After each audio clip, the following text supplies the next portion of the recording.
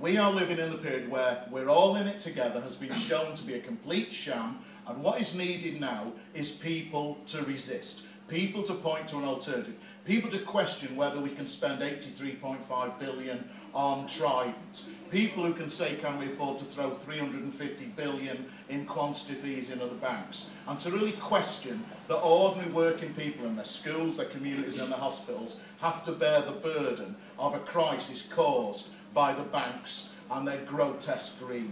And that essentially is why I'm giving me support to these two candidates to fight locally. It's absolutely vital that these cuts, which are having a hugely disproportionate effect on the poorest communities, racial disadvantage, is magnified through the lens of these cuts to become absolutely acute in the very poorest areas of the United Kingdom, many of which are black, not exclusively, but many of which are.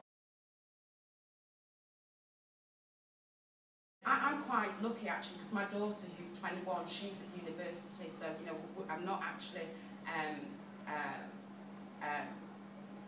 under any pressure about the fees for my daughter.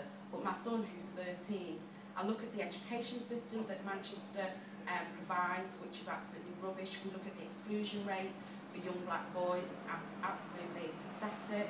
If we look at the provisions in terms of youth clubs, it's absolutely pathetic. And that's why I campaign vigorously with people like Mark within Manchester about these cuts, and it's about making sure that the people of Manchester know that there is an alternative and not to rely on Labour, because Labour have shown that they're no longer the party of the working class people.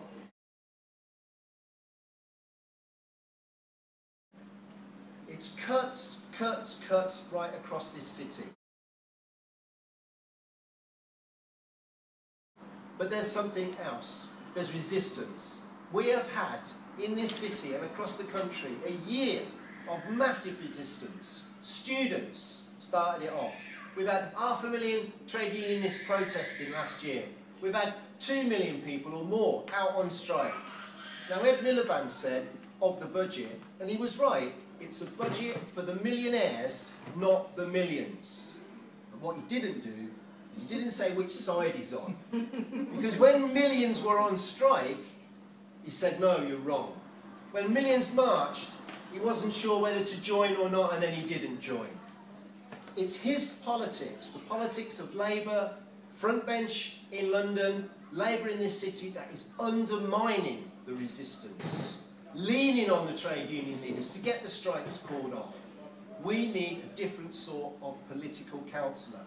We need to be able to march against cuts, campaign against cuts, go on strike against cuts, and vote against cuts.